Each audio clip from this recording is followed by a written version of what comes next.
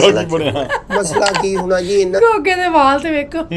ਜ਼ਬਾਨੀ ਪੁੱਛ ਲਓ ਜਿਹੜੀ ਚੀਜ਼ ਇੱਕ ਹੋ ਗੁਜ਼ਰੀ ਆ ਮਾਜ਼ੀ ਬਣ ਗਈ ਆ ਉਹਨੂੰ ਮੈਂ ਕਿਸ ਤਰ੍ਹਾਂ ਹਾਲ ਪ੍ਰੈਜ਼ੈਂਟ ਚ ਲੈ ਆਵਾਂ ਅੱਲਾ ਮਾਫ ਦੇਵੇ ਇਹਨੂੰ ਪੁੱਛ ਲਓ ਕੀ ਹੈ। ਦੇਖੋ ਜੀ ਇਨਸਾਨ ਕੋਲੋਂ ਗਲਤੀਆਂ ਹੁੰਦੀਆਂ ਇਨਸਾਨ ਗਲਤੀਆਂ ਦਾ ਪੁਤਲਾ जी ਤੇ ਮੈਂ ਤਾਂ ਬਸ ਮਿਹਨਤੀ ਆ ਮੇਰੀ मैं की करना नहीं देखिए कुछ गलतियां होती हैं कि बस उन पर माफी होती है लेकिन उनका अजाला मांग रहा माफी मैं तो माफ करते हैं आप भी छोड़े दफा ਇਹ ਮਾਫੀ ਕੋਈ ਦੇਣ ਵਾਲੀ ਵੀ ਗੱਲ ਹੁੰਦੀ ਆ ਕੋਈ ਐਸੀ ਛੋਟੀ ਮੋਟੀ ਗਲਤੀ ਹੋਵੇ ਨਾ ਵੀ ਚਲੋ ਬੰਦਾ ਮਾਫੀ ਦੇ ਦਿੰਦਾ ਵਾ ਹੁਣ ਏਡੀ ਵੱਡੀ ਗਲਤੀ ਦੀ ਮੈਂ ਕਿੱਦਾਂ ਮਾਫੀ ਦੇ ਦਾਂ ਮੈਂ ਮਾਸ਼ਰੇ 'ਚ ਰਹਿਣਾ ਵਾਂ ਮੈਂ ਆਪਣੇ ਗੁਰੂਆਂ 'ਚ ਰਹਿਣਾ ਮੇਰੀਆਂ ਸਹੇਲੀਆਂ ਵਾਂ ਮਾਈਆਂ ਵਾਂ ਮੈਂ ਉਹਨਾਂ ਨੂੰ ਕੀ ਮੂੰਹ ਦਿਖਾਉਂਗੀ नहीं गल ਤੁਹਾਡੀ भी ठीक है प्रोड्यूसर साहब आप कैसे मामलात मेरे पास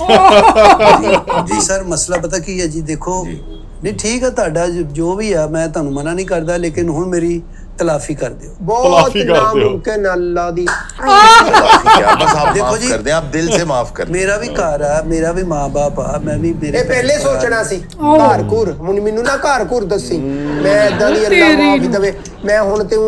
मैं मैनू कहे भी मेरा घर आ जी मेरे बच्चे आ जी मेरे निके निके न्याणे पहले सोचना सी ये कदम चुकण तो पहला सोच शादी तो नहीं मेरी हुई है अजे ते होनी है तो जी बच्चे के तो सोफे जो हो गए नहीं ये कह रही बच्चे है इन्हां नु अच्छा अच्छा नहीं उनके बच्चे बच्चे तो नहीं है खैर जो हो गया ना आपके दरमियान इसको भूल जाएं बस मैं माफी मैं ਤੁਹਾਡੀਆਂ ਅੱਖਾਂ ਦੇ ਸਾਹਮਣੇ मैं माफी मांग मैं नहीं माफी दिंदी साडी ते लिस्ट च माफी हुंदी ही नहीं